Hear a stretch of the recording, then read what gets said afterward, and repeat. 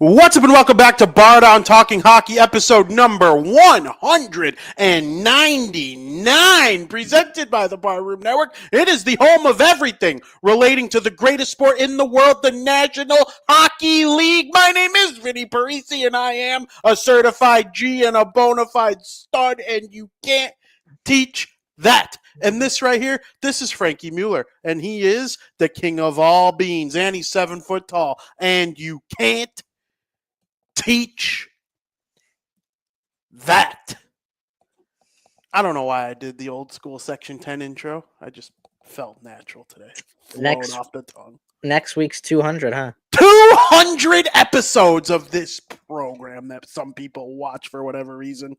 I don't really get it. We're not good. Tom's making fun of us. The sound of the podcast starting woke me up. Woo! Love that. Nice and loud here at 12:39. We're a little late, had some technical difficulties. Sorry about that to the folks who demand their bar down at noon. But, you know, Frankie doesn't know how to work StreamYard, so we had to figure it out. I got nervous that this thing was done. You know what? That would have just been the story of the season. Listen to this sound. Ready? Listen to this sound. Oh! That's the sound of summer if I've ever heard it, Frank. Hockey's great. Hockey's awesome. Let's go through the breaking news a little bit really quickly before we move into what was our traditional show. Frank, I left the notebook in the other room. I'm going to use the picture I sent you of the sheet for the first time ever because I don't feel like going over to go get it because that would just be a waste of time. I have it on my phone. Why would I do that? Per the Chicago Blackhawks via media email that I received, and the article is officially published onto thehockeynews.com/Blackhawks, Chicago Blackhawks, maybe just Chicago. The Centennial season, we all knew it was coming. They kind of hinted at it all season long during the game. Make sure you join us next year. It's our Centennial season where there will be celebrations galore. Well, today we got a little bit of info on what that's going to look like. Obviously, they released the logo at midnight last night, which marks the 99th birthday of the city of Chicago being awarded a franchise in the National Hockey League. Which will begin the centennial celebration as this upcoming year is their 100th year of existence. People forget that once you turn 99, you start living in your 100th year the next day. I just turned 30, but I'm technically in my 31st year of life. So, that's going to confuse some people. It confused me at first. I had to really do some deep thinking on that. Like, if they just turned 99, then why? But, it is the way it is.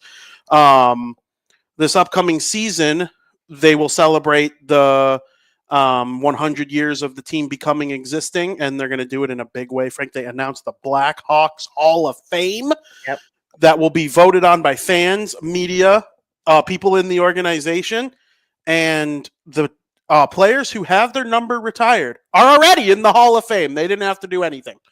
They didn't have to win anything. They just got their number. Well, they had to win plenty of things, but way back in the day. So those guys are all already in the Hall of Fame for the Chicago Blackhawks, and now it comes down to the vote. There will be a process that allows 2 people per season to make it into the Hall of Fame from the modern ballot, Frank. Players who retired 2001 or later. You have Tony Amonte, Brian Campbell, Corey Crawford, Eric Daze, Nicholas Yalmerson, Duncan Keith, Brent Seabrook, Patrick Sharp, Andrew Shaw, Steve Sullivan, Jocelyn Thibault, and Alexei Zamnov. Who would you take out of that ballot for the first? If Frankie Mueller got to pick the one person who comes out of that side, what would it be? The modern ballot? Yep. Duncan Keith. We agree. Duncan Keith. Duncan Keith will probably be the next player to have his number retired as well. And I have heard there is no plan as of right now to retire any numbers next season. I assume there'll probably be a big wave of it once Taves and Kane officially retire. That's my somewhat educated guess. Yeah. Then the heritage ballot, Frank.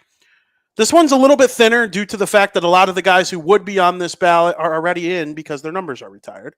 But it includes Ed Belfour, Doug Bentley, Johnny Gosling, Dirk Graham, Dennis Hall, Cliff Carroll, Steve Larmer, Chico Maki, Mush March, Pitt Martin, Bill Masenko, Troy Murray, Eric Nestrenko, Jeremy Roenick, and Doug Wilson. Who do you got from that group? Ed Belfour. Ed Belfour. Okay, I'll go Roenick just to be different. Are they all Roenick, Belfour, and Wilson are my big 3. out of that group. Wilson won a couple Norris trophies. People kind of underrate how good that guy actually was, I think. But, it is what it is. That'll be exciting. I'm very excited about what the Blackhawks are doing. The gold trim on the logo, that'll probably be on their jerseys. What's your takeaway from this whole thing? I think it's really cool. Obviously, the 100th season will bleed into when they were actually brought in the league in 2026. That'll be the 100th year mark. But I'm looking forward to it. I was hoping we'd get, there was kind of speculation. So they had the Winter Classic last year. I thought they would do like an outdoor game for their 100th year this year, but they didn't. I was just hoping they would have something along those lines this season to celebrate the 100th year. But I think we're going to get that. I think we're going to get a sick jersey that they'll wear for a year or so, which will be cool. And, they're going to have something put on the ice for sure. Probably their jerseys, a patch. So I'm looking forward to it.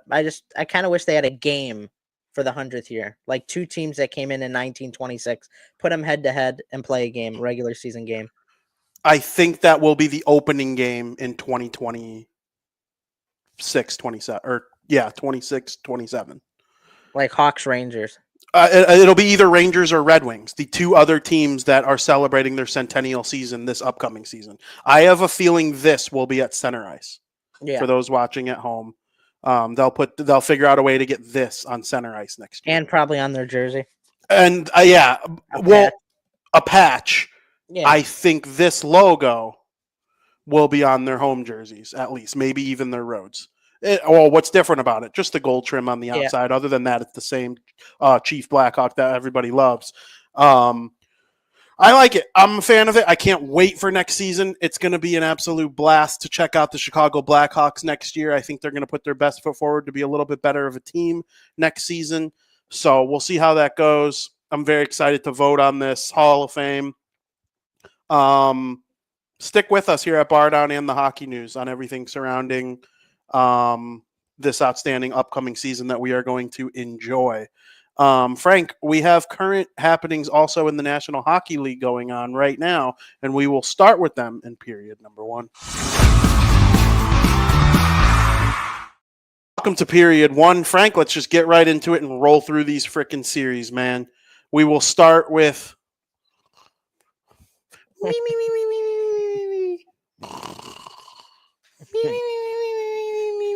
the Carolina Hurricanes versus the Washington Capitals. You follow Heat Daddy on Twitter?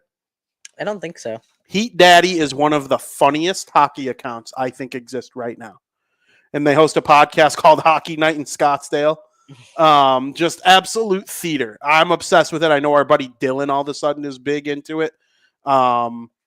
It's hilarious. They are just so funny.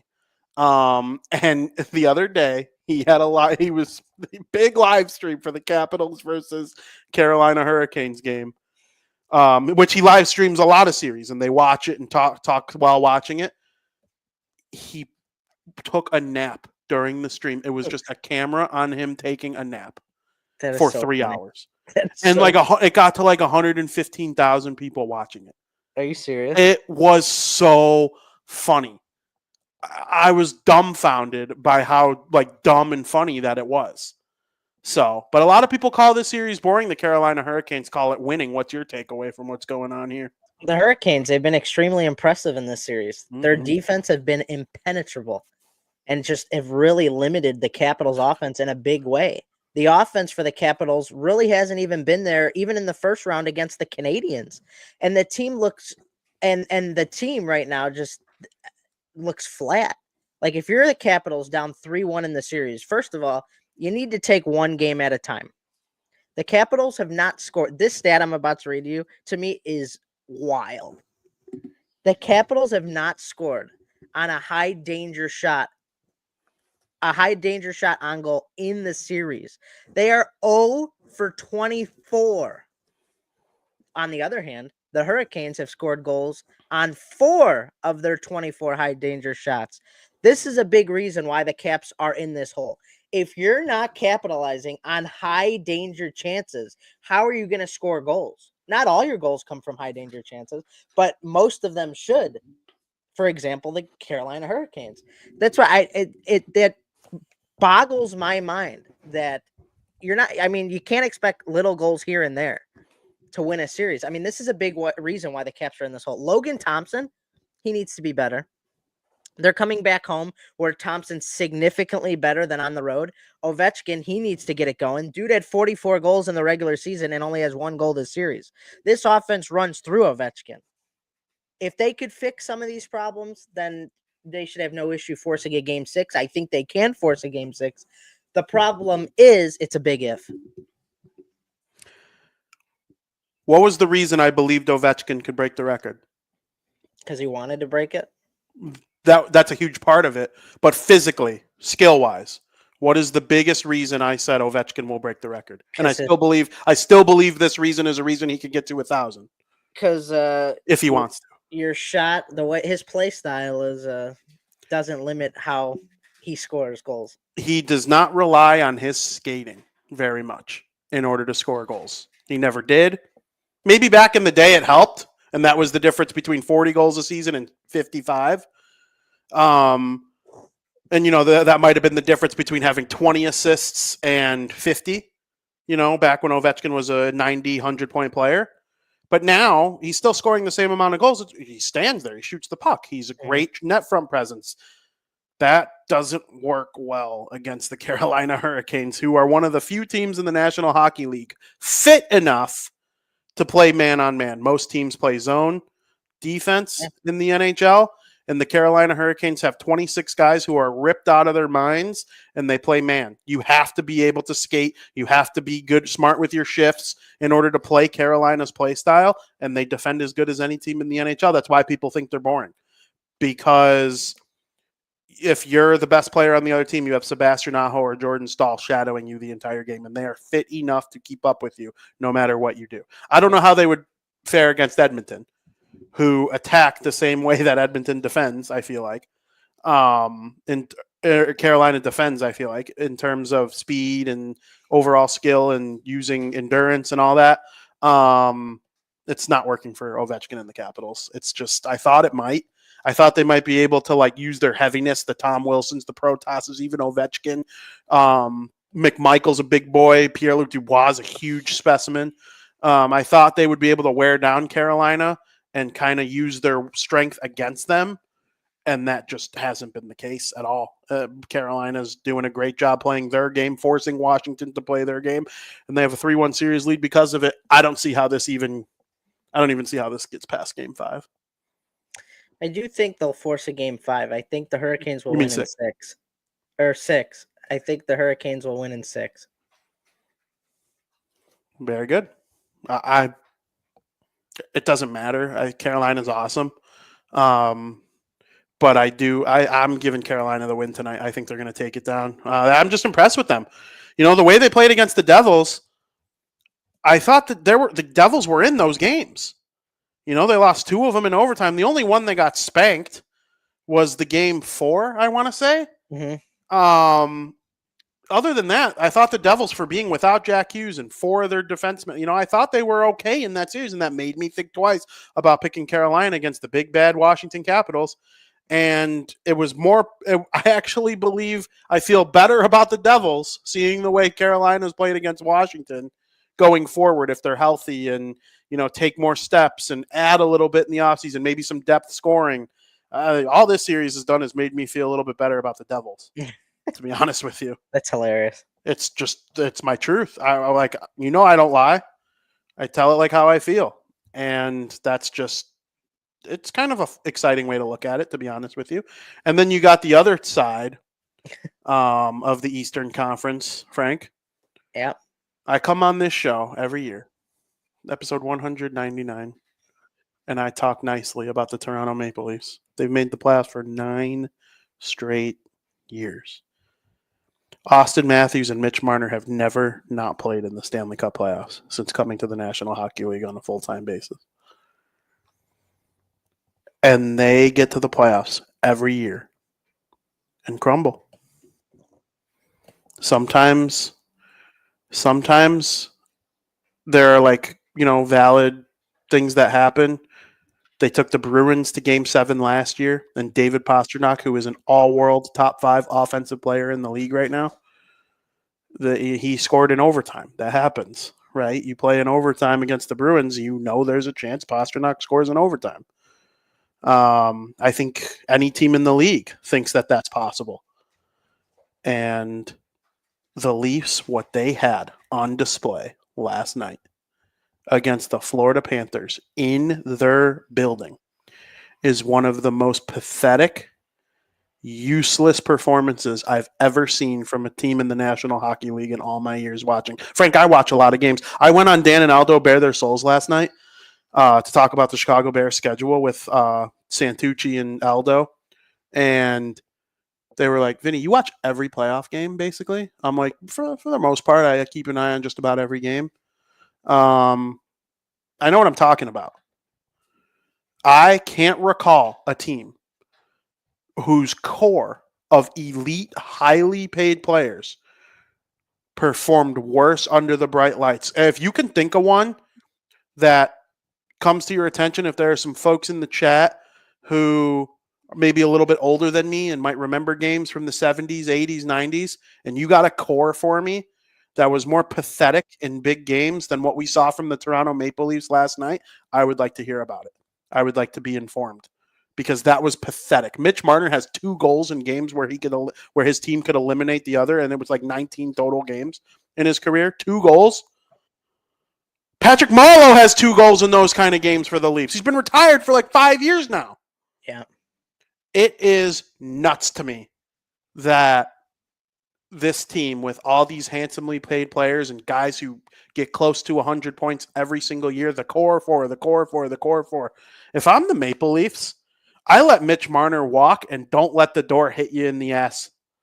He's not worth $8 million, let alone 12. If the Blackhawks pay him, I will be mad. I will be upset. I will be so angry if they pay him $14 million. So angry. That is a player who doesn't show all. He loves living a luxury life. And last year between game 6 and 7, he played a round of 18 and walked the course. Are you serious? Yeah. What? No. The Maple Leafs are a joke. The Panthers are going to smoke them in game 6 in Florida. They have no shot. And next year, if you're them this summer, John Tavares is a free agent, I'd let him walk. He's not worth $11 million. He's not worth the 5 or 6 he'll command next year on his next contract. Mitch Marner, see ya. I wouldn't want Marner on my team if Steve. This is a Steve Dangle quote. I'm stealing it. It's not a fresh original thought, but I agree with it. I wouldn't want him on my team if he were a negative cap hit. If signing him gave the Devils an extra $5 million in cap space, I wouldn't want him. That's crazy. That Jesper Boquist goal, I don't know how much of the game you watched yesterday. The Jesper Boquist goal that made it 3-0 Florida. Mitch Marner made a spinorama pass in the defensive and the offensive zone that left the zone and was caught in the neutral zone by Florida. 2-on-1 the other way. Boquist scores 3-0. Game basically over because Marner doesn't look when he's making. It's just so pathetic. Austin Matthews has 0 career goals in second round games in his career. He's probably a little hurt. I actually thought Matthews played well as a 2-way player in the first round and the first 2 games of this series. Austin Matthews can't be Philip Deneau. I'm sorry. Philip Deneau, great. Philip Deneau's awesome. I would love to have him as my third line center. I think he's one of the premier third line centers in the NHL. Austin Matthews makes quadruple his salary. He's the highest paid player in the National Hockey League, and he has 2 goals in 12 games. You can't be like Philip. That's not a compliment to say Matthews has been so good 2-way player. I need the 69 goal scoring future Hall of Fame machine. If the Leafs get a good call for him for a trade this offseason, I'd trade him. People want to compare him to Leon Draisaitl or Nathan McKinnon in the second best player conversation. Get out of my face. Wow. I mean, they're going to blow a 2-0 series lead, VP. It's if you're a Leafs fan, it's unfortunate. I mean, Marner's, Matthew, and Nylander have yet to record a goal in the second round. And if these guys aren't scoring, it's game over for the Leafs. Nylander especially was so good in round 1 versus the Lightning. but you can't expect to win a series without your top 3 players getting a goal. Just it's not going to happen. And listen, Joseph Wool, he's a great goaltender. But it's games like Game 5 where you're an inexperienced goaltender in the playoffs going against the reigning Stanley Cup champion. It's a hard situation to get thrown into. And then you got Matt Murray backing up. I mean, he's not great either. But Joseph Wool, his playoff numbers in the small sample size that we've seen have been great. But the Panthers, and I said this last week when they were down 2-0 in the series, the Panthers love the pressure. They thrive under these conditions. They play their best hockey when there's tons of pressure on them. And once again, they're proving it right here. Games 4 and 5, lights out for Bobrovsky. If he plays like this the rest of the playoffs, there's no reason why the Panthers can't repeat as Stanley Cup champions. Right now, the Florida Panthers are playing great hockey, and they're a very scary team. I think Florida is great. I'm not taking anything away from them. The Leafs, they're handing it to them. They're handing it to them. They had a 2-goal lead in Game 3. They were a period away from having a 3-0 series lead. Yeah. And they let Brad Marchand break them in overtime. They are the chokes of the century in every way. San Jose got to the final. I know not every team can win a cup with these elite cores. San Jose got to the final. There are a couple other teams that were the Minnesota Wild. The Minnesota Wild couldn't get past the second round throughout that little core era, but they didn't have players as good as Matthews and Nylander. And Zach Parise was insane. He was awesome, but he wasn't quite the player on the Wild that he was with the Devils. He was, into his 30s and whatnot. It is pathetic what the Maple Leafs have done. And I know their tickets for like the 300 level, Frank, they're like a medium-sized mortgage payment. I'm not surprised. Like literally a medium. What's the average mortgage payment? Or like a high-end rent? Like for a Leafs game. For them to be fricked. Yeah, 1,500, 2,000. For them to get shit on 6-1 in a fucking elimination game. Are you kidding me? I'm getting way too mad about it. They're not even like my main team. They're just a team I watch. They're not even the Oilers in my brain. Like, how I love the Oilers, and I get a little mad when they lose too. But they're not the Devils to me. It makes me so angry because that is one of the best fan bases in the sport. I hate stupidity. I hate arrogance. Just every player. Max Domi, what are you doing? You were brought in to be like one of the leaders of the depth scoring, but you know what? I don't even want to talk about the depth guys outside of Matthew Nyes, who's been great. That's who the Blackhawks should go for. That's a winner. That's a guy you offer sheet instead of giving Mitch Marner 12 plus. I mean, this guy, there's a freaking little net flying around. You think changes are coming in Toronto this offseason? Absolutely. I wouldn't bring back Tavares or Marner. And if someone called on Matthews, if the Kings called with 2 first-round picks, Kempe and, I don't know, Byfield for Matthews, I would do it. You're not winning with him. You don't get what you get from the Nate Dogg. And I know they lost in the first round to Dallas. You blame Nate for that? I blame a big third period by Rantanen, and that game could have gone either way. I heard you say it was Jover when the Avalanche had a 2-0. There was a point you thought the Avalanche were a lock to go to the second round. And Rantanen had a big third. The Stars and the Avalanche, those guys, Wyatt Johnston, those are guys you win with. Sidney Crosby. And I know Sidney Crosby's like on another level from everyone like McDavid, but like Crosby, he played like a grinder with McDavid level skills. Like that's guys you win with. Evgeny Malkin showed up in the playoffs. He's got like 150 points in 120 career playoff games, does Malkin. These guys won 3 cups for a reason. The Leafs are not winning shit.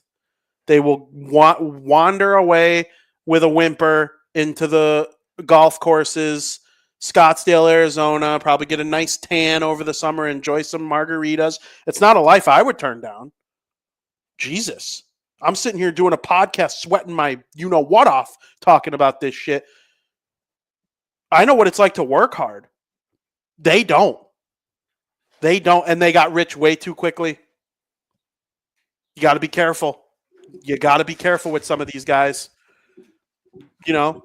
At least Jack Hughes and Nico Hischier had to like muddle through a little bit. Taves and Kane, same thing. They didn't get paid till after. They never won a playoff series with their contracts.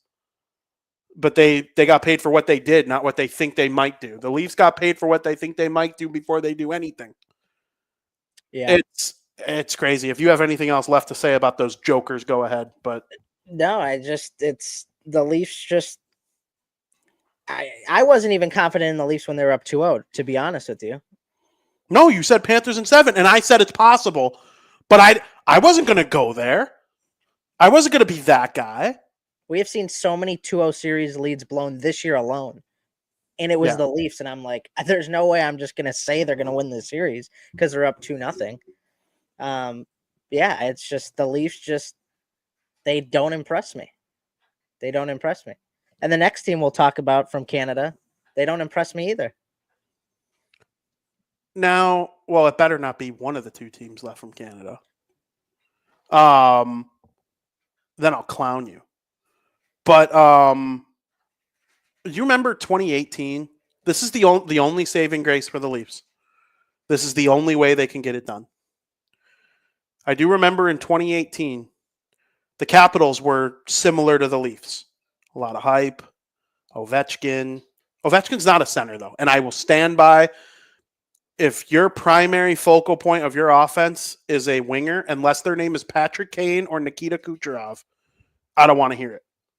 You need these centermen. Kopitar, Taves, Crosby, Malkin. I thought Matthews, Tavares. No, not them. That's why I like where the Devils are at with Hischier and Hughes. At the end of the day, their top two centers are proven in the playoffs and all that. They both have played well in the playoffs, especially Nico. Capitals, they didn't get it done until they got Kuznetsov to pair with Backstrom. That was their actual focal point of their offense. But they were down 3-2 in the conference finals to Tampa Bay. And Holtby stood on his head in games 6 and 7. And the Capitals finally got to the Stanley Cup final, and they beat Vegas in 5. The Leafs need a miracle like that to happen if they are going to slay these demons. And you know what? Mitch Marner, Austin Matthews, go prove me wrong. Go have a legacy game. Because right now your legacy is that you stink and you choke in the playoffs and you don't deserve a penny more than $7 million. Again, I wouldn't take Marner on my team right now. Negative contract. I mean that. I really, really mean that. But whatever, dude. They don't deserve us to talk about them anymore. Is the Canadian team that you're not that high on right now the Winnipeg Jets? Yeah. Okay, thank God. Yeah, Winnipeg Jets taking on the Dallas Stars. Listen, they won the President's Trophy. They're one of the best teams in the NHL. I don't think anybody's going to argue that. They have an elite goalie in the regular season, and at certain points in the playoffs, he's been better in this round than the first round. It's not close. He's been good at home, mostly bad on the road. Connor Hellebuck, but the Jets trail 3-1 in the series against Mikko Rantanen and the Dallas Stars. Everybody keep Jason Robertson, best player on the no. The best player on the Dallas Stars is Mikko Rantanen, and I know what I just said about wingers. Maybe it's time we start putting Rantanen in that conversation of wingers who can drive an entire offense. Because he's big. But you know what, though? I don't know if I fully believe that because he didn't in Carolina, and he has great chemistry with Wyatt Johnston in Dallas. I'm reading Tom's comment. No, that they had just won the Cup when Taves and Kane signed their contract. That contract was they were upcoming free agents when they won the Stanley Cup in 2015, I believe. Rantanen, he doesn't have the puck on his stick very long. So that's kind of where I get with wingers. They don't really carry the puck much. But what he does when he does have it for the short amount of time, Dallas. You're the Dallas Stars guy on the podcast. What is your takeaway? 3-1 series lead over the President Trophy winners. They're a scary team right now, the Dallas Stars. They're finally healthy. They got Miro Heiskanen back, which is a huge boost to their defense. And their defense wasn't playing bad to begin with this entire postseason without him, to be honest with you. But it helps nonetheless. It just doesn't feel, no pun intended, like the Jets have any fuel left in the tank. I mean, you got Mikael Granlund scoring hat tricks. I mean, this is just feels like a team of destiny when you got depth players. I'm going to interrupt really quick. They did win the cup with their contracts. But that's what this... Now I'm getting contradictions.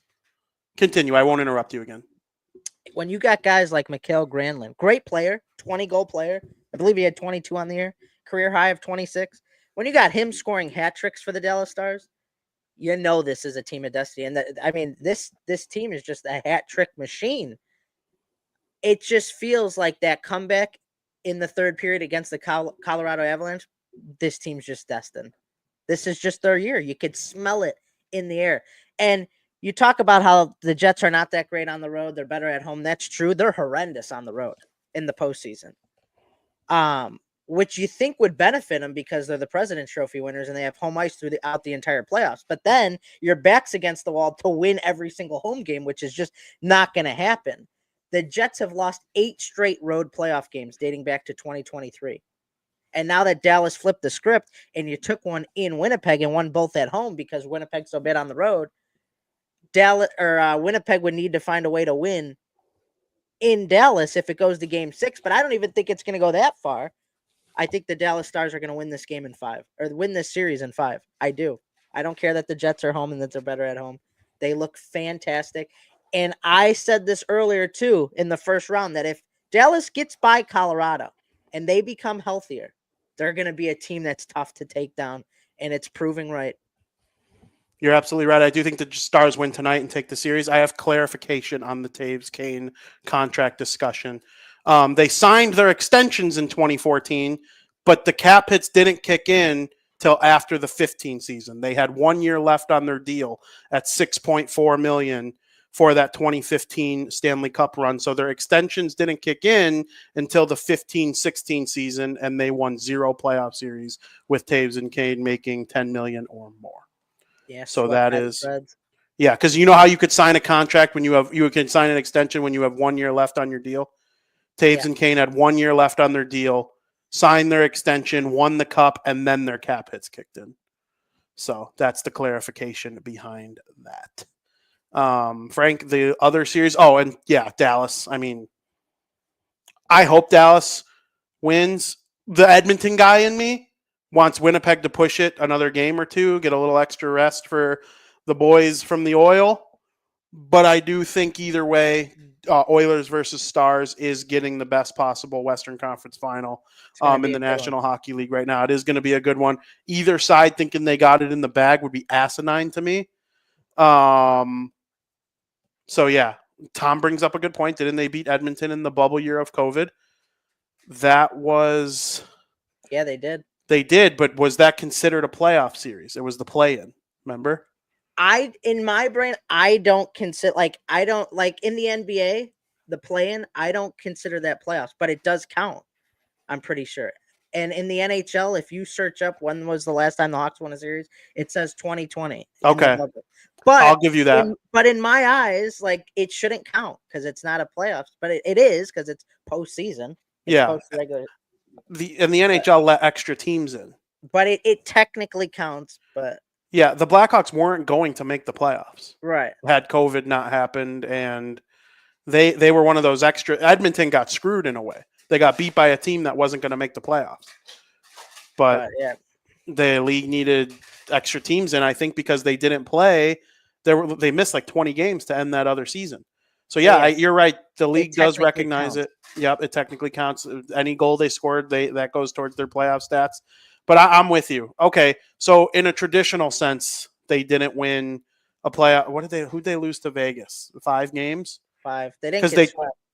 Didn't they trade Leonard to Vegas and then lose to Leonard, or was that after?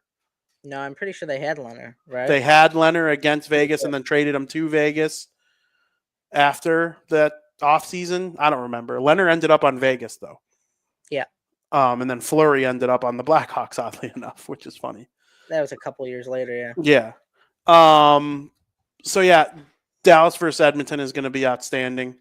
And we'll get to that series right now. The Edmonton Oilers take care of the Vegas Golden Knights. Frank, I know you're a Golden Knights guy. I'm an It was Oilers guy. heartbreaking.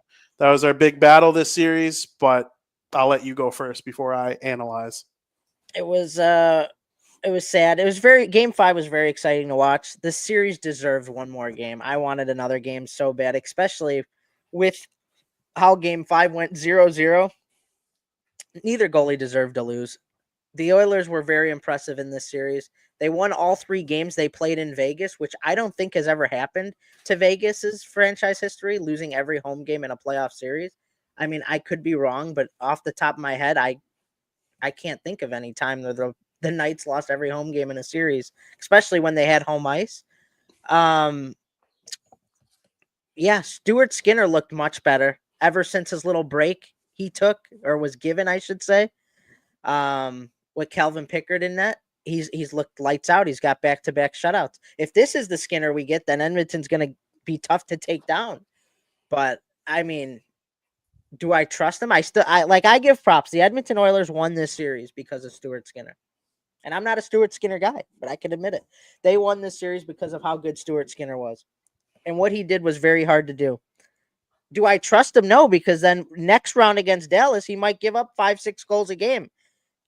I mean, I can't let 2 games define who a guy is. Prove it to me. Go out and beat the Dallas Stars. If you do that, you're going to win the cup. I think both teams, Edmonton and Dallas, are deserving of representing the West. I don't think there's 2 other teams that are more deserving to represent the West. And I think, looking at the teams in the Eastern Conference, I think whoever comes out of the West may win the cup. I also think that on the West this year. I mean, Frank, Stuart Skinner now. He was fantastic. Frank. VP. He was in the conference finals in 2022. He was in the they beat the Kings 4 straight years. So he has a playoff series win in 4 straight years. What other goalie can say that? He got back, last year he got to the Cup final, Game 7, and they lost by 1, erasing a 3-0 series deficit in said Stanley Cup final. And now this year, back-to-back shutouts to get his team into the conference finals for the 2nd year in a row and 3rd time in 5 years. VP. Stuart Skinner has times where he is a goalie they can win with. Now, listen to me. 100%. I'm not saying he's elite. He's not Igor. He's not Daddy Vasilevsky. He's not name another Sorokin. Shit, I would even take Markstrom over him. I would take Spencer Knight over him probably. Well, I haven't seen Spencer Knight in the playoffs. What I do know is Skinner struggles early in series. Game 1s through 3 in his career, he's one of the worst goalies in NHL history. Have you seen his Game 4 statistics in his career?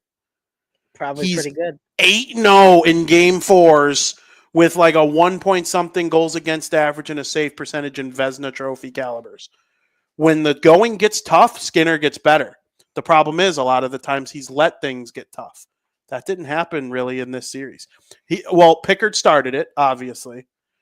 And then in that Game 3, he made one of the most boneheaded decisions I've ever seen when he came out on that Riley Smith goal with 0.4 seconds left or whatever.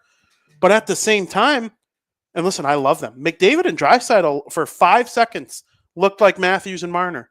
They stopped playing. I don't know if they thought they had the puck under control and the clock was going to hit 0.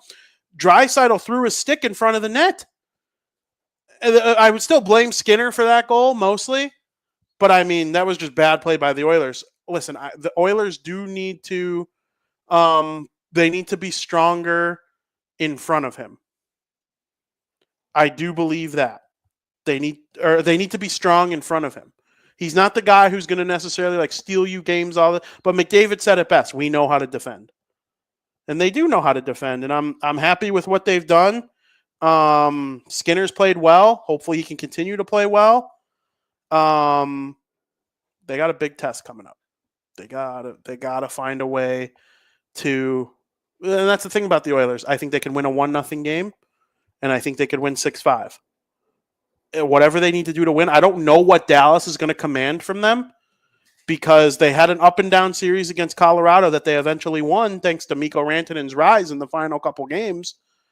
And then against Winnipeg, they've just dominated. So I haven't really seen I haven't seen much stress or adversity in the face of the Dallas Stars, right? You know, they kind of just dominated them. And we'll see what happens tonight and going forward with that team. But I like what I'm seeing from Edmonton. That resembles last year now. Yeah, now. It didn't at first. Who would have thought after game 2 against the Kings we'd be sitting here today having this conversation? Yeah. But Frank, they have 9 guys, which is the most in the NHL by 3. They have 9 guys with 3 or more goals in the playoffs. And McDavid has the minimum 3. And that's the thing with the Edmonton Oilers. They have to rely on their depth a little bit because they can't rely on Draisaitl and McDavid to be the guys who score all the time. So that's a big reason why Edmonton's in this situation to begin with. So yeah good on the Oilers. They have the 2 stars you need to lead the way. You're cooked if your stars don't come to play. Look at the Leafs. I actually think the Leafs' depth has mostly been fine, and none of it matters if your stars are producing. You might as well drive off a cliff. As far as depth, no team wins the Stanley Cup without depth. Look at Dallas. Rantanen's been playing well, but they get it from Matt Duchene and Wyatt Johnston and Jamie Benn and Tyler Seguin are playing well. On defense, I like what I see from them, and now they got Heiskanen back leading the way. All this Florida yesterday against the Leafs. Did any of Florida's stars score? Bennett, is he even a star technically? Kachuk didn't score. Barkov didn't score. Reinhart, they all played well. But you need your depth to show up. I mean, when you talk about the Oilers, Connor Brown, Adam Henrique, Matthias Janmark, Corey Perry. How old is Corey Perry? Like 50 now? Nugent Hopkins has gotten better as the playoffs have gone on. Zach Hyman, the way Zach Hyman played against Alex Pietrangelo in that series is the stuff of like freaks. I couldn't believe what I saw from Zach Hyman. Just every chance he had against Pietrangelo to hit him, he did. And he didn't think twice about it.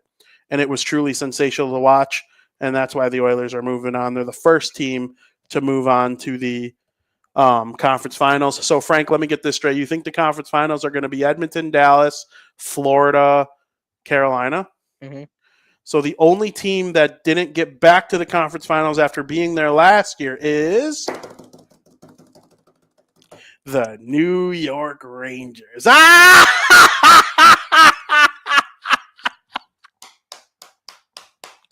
Oh, God. Oh, they're the favorites to win the cup every year, and then they don't even make the playoffs. Oh, my God. This is awesome. You're a mean man. Oh, I relish in it. I relish in it, Frank. This is outstanding. Good stuff. I can't wait till the conference finals start. This is going to be good. I'm going to go from facing you to facing G. And neither of you want to face me right now. I got a mustache. McDavid's going. He's pissed. They just went to the conference finals yesterday, and you would have thought they just got killed by 10. Literally with the way he acted after the game. It's honestly incredible. Dallas is that. You smell it. I smell it right now. Just that team of destiny. Okay. I do think the winner makes it to the cup. That would be nice. Well, the winner would wins the cup. You know what I meant, you little clown boy. All right, Frank. We talked about this for far too long. Let's roll through the rest in period number 2. All right, Frank. So the World Championships is going on. There's a lot to talk about. I mean, I don't know how into it you are. This year, you got Frank Nazar and Alex Vlasic representing the Chicago Blackhawks on Team USA. They're a very mid team. My favorite team to watch in the tournament right now, to no surprise to anybody, is Team Swiss.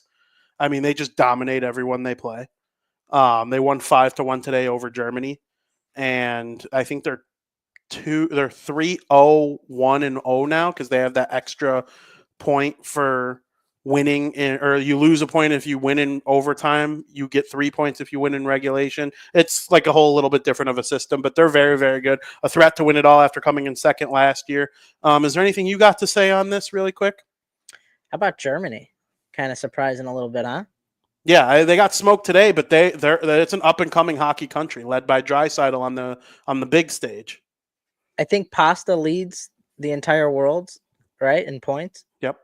Yeah, it's been interesting. I've been keeping up with it a little bit. 100%. Um, Go ahead. U.S. almost choked the other day, up 5-1. To frickin' what was the country? Was it Norway? Norway. You're right. It was Norway. Ugh, that would have been bad. Yep. That would have been bad. Yep. My three favorites right now in terms of chances to win are Czechia, Switzerland, and then I'll throw USA and Canada in there just because they always have a chance. Crosby's on Canada, playing well. Marc-Andre Fleury is their goalie. Nathan McKinnon is there. Celebrini's there. I'm a little mad Bedard's not there. I get it. I didn't agree, or I didn't think that when the season first ended and he first announced it. I thought it was a good idea. And then I saw a video of Celebrini working on face-offs with Crosby. And I was like, he's gaining so much by this. Oh yeah. There's so much good that's going to come from this experience for Macklin. Why is Connor not there? He's not hurt. He's working on his skating. Well, I mean, when this tournament's over, he can go back to working on his skating again. And you could work on your skating from someone like, I don't know, Crosby, McKinnon. Who would you rather learn from on skating over McKinnon? Maybe McDavid, but he's playing. I don't know. There's always a risk of injury. I know that someone brought up Colton Dach to me. That's apples to oranges.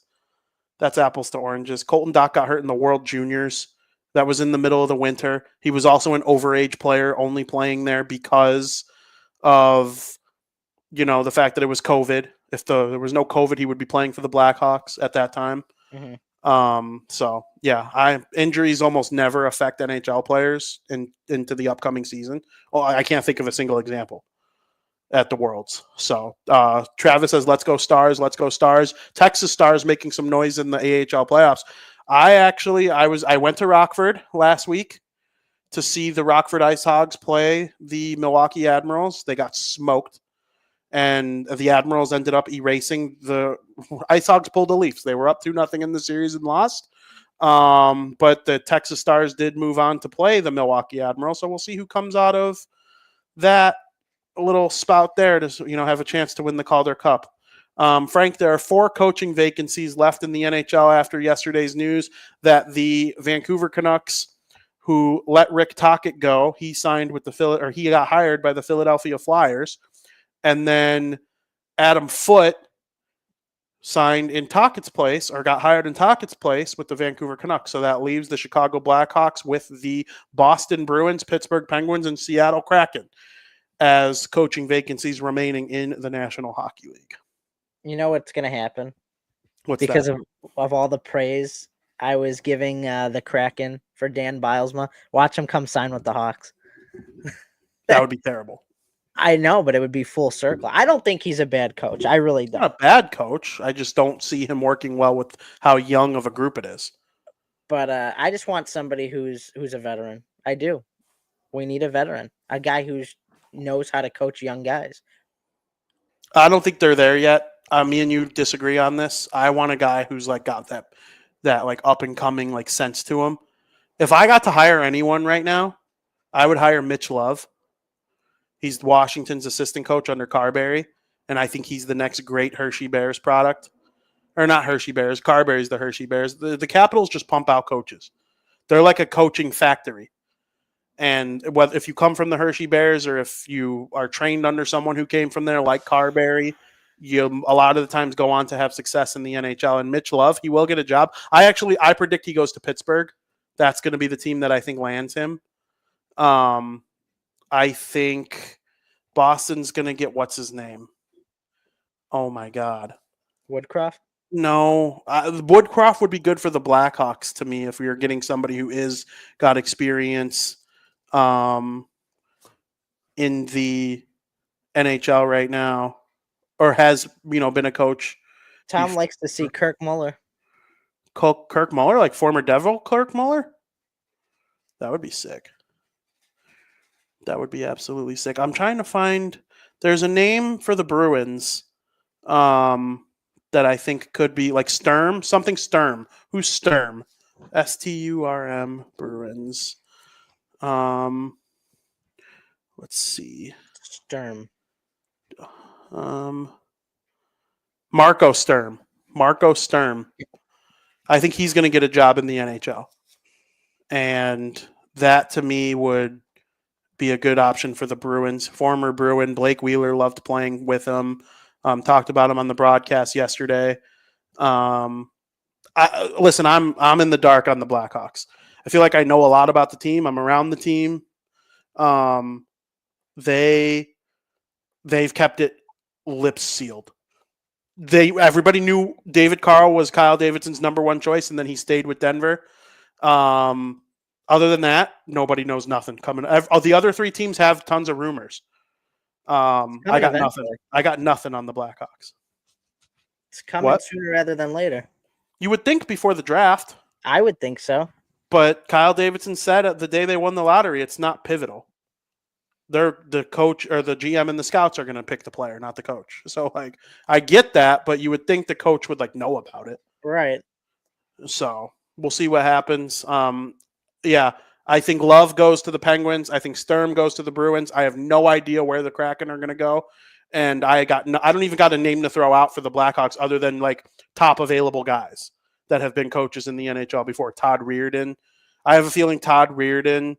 I could see him having already interviewed with the Blackhawks. Kirk Muller, that'd be cool. That'd be cool. I would love to see a former Devil come in and coach the Blackhawks. We'll see how it goes, though. I'm all in for a guy who has experience with young guys. And then, maybe when it's time to win the Stanley Cup, you go for that Mike Sullivan, Rick Tocchet type guy. We'll see. I know the coach at Western Michigan's making his rounds doing interview, but I have no idea who has come to Chicago to interview. Nobody does. I've asked around. I've asked people who would know if there was something. Kyle Davidson has kept it. It's like Steve Yzerman is running the Blackhawks right now. So, lips will sink a ship. Absolutely. All right, Frank, let's quickly talk some foosball in period number 3. Welcome to period 3. Frank, the National Football League has revealed its schedule yesterday. I will quickly run through who the Chicago Bears play. In week 1, they play the Minnesota Vikings. In week 2, the Detroit Lions. In week 3, the Dallas Cowboys. In week 4, the Las Vegas Raiders. In week 5, the bye. Week 6, the Washington Commanders. Week 7, the New Orleans Saints. Week 9, 7, 8, 9, the New Orleans Saints. Week 10, I am so dumb. Week 6, Washington Commanders. Week 7, New Orleans Saints. Week 8, Baltimore Ravens. Week 9, Cincinnati Bengals. Week 10, New York Giants. 11, Vikings. 12, Steelers. 13, Eagles. 14, Packers. 15, Browns. 16, Packers. 17, 49ers. 18, Lions. Anything on that schedule stick out to you?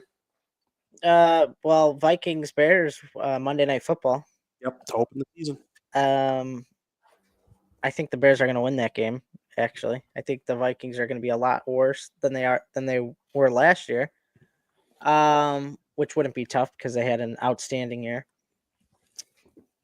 Yeah, I mean, other than that, nothing really sticks out. I've never seen a last place schedule this hard. I'm worried. It's the way it is. The reason it's hard is because your division all won 11 plus games last year. So there's 6 games right there. 2 of the last place teams you're facing, the 49ers and the 49ers, they had a bad year. I think a lot of people had them as Super Bowl contenders going into last year, considering they were the runner-up the year before. McCaffrey was injured, yeah. Cowboys were bad last year, but they're playing the entire NFC North or NFC East, I mean. But the Cowboys, they'll be better. Dak will be healthy. I think the Giants will be better than people think. I don't think they'll be a playoff team or anything, but I think they'll be better than people think. There are only 2 truly bad teams on this schedule, the Saints and the Browns. The defending Super Bowl champion Eagles in Philly. Black Friday. Yep. Bengals had a tough year last year, but Burrow, I think Bengals are back to being a Super Bowl team this year. You play the Ravens too. Both of those are on the road. The Steelers are always over 500. If Aaron Rodgers comes to Soldier Field and has one last game at Soldier Field, I could see that going against the Bears. I was so hyped, and then I looked at this schedule, and I'm like, 10 of these games are against teams that made the playoffs last year, and that doesn't count the Cowboys, 49ers, or Bengals. Wow. So effectively 13 of the 17 games are against teams that should be playoff teams. It's time to be that team, though. Be that team that could beat these teams. I hope. I really, really hope. Split against the 3 division rivals. Play well against the bad teams, the Raiders, the Browns, the Saints. And then split against everybody else, too. Maybe you lose to the Eagles and the Ravens and the Bengals. But, beat Dallas. Beat Pittsburgh. Beat Washington. For Christ's sakes. We'll see. Did any other, huh? I said, go out and beat these teams. You want to play these teams. Get your name out there. Get those big wins. It's good for a young team like the Bears. Did any treats stick out to you across the league? Of course. I checked out the Bills schedule. Yeah. My Sunday Night Football, they open up against the Ravens. Woo! I know. That's a treat. It's a treat. I can't wait. They play the Chiefs in the regular season in November. Here we go again. Week 9. Oh, my God. They're going to win that game. Or do they lose that game finally? And Josh Allen gets his revenge in the playoffs. Finally. A little mix-up. It's going to happen eventually. I don't know. I'm excited for the Bills season. Oh, me too. I know the Vikings made history. They got back-to-back international games. They play the Steelers in Dublin and then the Browns in London. Back-to-back weeks. That's going to be very taxing on them. Their travel, their sleep schedule. I mean, I think they're going to be out of whack a little bit. It's kind of crazy. But I'm just looking forward to football. Me too. All right, Frank. Let's go to America's favorite podcast segment of the week. Breaking Bets.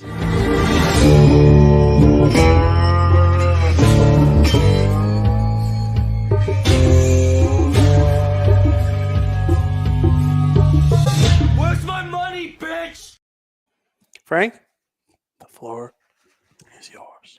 All right, 2 picks, both hockey picks, both for games for tonight. Got the Carolina Hurricanes at the Washington Capitals. The Carolina Hurricanes have been very impressive in the series against the Capitals. The Hurricanes defense is something that the Capitals have really struggled to find a way to penetrate it. Ever since the playoffs started, the Capitals seemed like a much different team compared to how they were in the regular season. I don't think this is where the end of the line is for the Capitals. When I look at this line and I see the Capitals as a plus 145 home underdog, you got to take it. I mean, an elimination game at home, I just think there's great value there. I think the percentages that if you were to equate the odds into a percentage, I think the Capitals win more often than what the odds suggest, which is why I think there's great value. And there's just no value on the Hurricane side of things here. I think the Capitals live to fight another day. We're going to take the Capitals money line at plus 145 for 2 units. The other game tonight got the Dallas Stars at the Winnipeg Jets. 3-1 series lead against the President Trophy winners for the Dallas Stars. Dallas, they're dangerous now. They're back to being healthy. They look healthy. They look like a Stanley Cup champion team. I don't care where this game is being played. The Jets haven't impressed me. Dallas just shows sign of life. It just feels like the Winnipeg Jets are flat. They are just a team destined to win it all. In my opinion, this is the last chance you'll get in this series to get Dallas at plus money. Dallas gets it done in game 5. Dallas money line plus 100 for 3 units. Very good, Frank. Very, very good. I hope you win some money. Some money. Thank you to everybody who watched our show. I want to believe the Cowboys are going to be bad, but I need to see them be bad with Dak Prescott to think they're bad. I can't go off of last year. I think that would be irresponsible as a journalist to just say the Cowboys are bad, even though I want them to be bad from a fan point of view since Dak missed last season. Right? Am I crazy? Yeah, crazy. I do think they're in a division where they could come in second. I think the Commanders are third. Well, teams that lose on Championship Sunday historically struggle the following year. Historically. So we'll see if the Commanders take a step back, have a little sophomore slump for Jaden Daniels. We'll see. I can't thank everybody enough for watching the show. It's been a blast. Make sure you read up on everything on thehockeynews.com and apptrigger.com. For me, with the hockey news, a lot of stuff with the Centennial season coming up. Also, the draft. Frankie's got video games covered at apptrigger.com. The Barroom Network's a great place to catch your stuff. I know there's going to be a lot of cool programming over the next weekend or so, and Frank and I will be back again next Thursday around the same time, maybe a little earlier if Frankie can remember how to actually use StreamYard. And I hope everybody enjoys the hockey this weekend. We'll see if we have any Game 6s. That we have plans to watch hockey on Saturday, but there might not be no hockey. The Dallas Stars might make it where there is no hockey on Saturday. We shall see. But Frank, it's been a pleasure. Thank you to everybody in the chat. And as always, thank you for listening.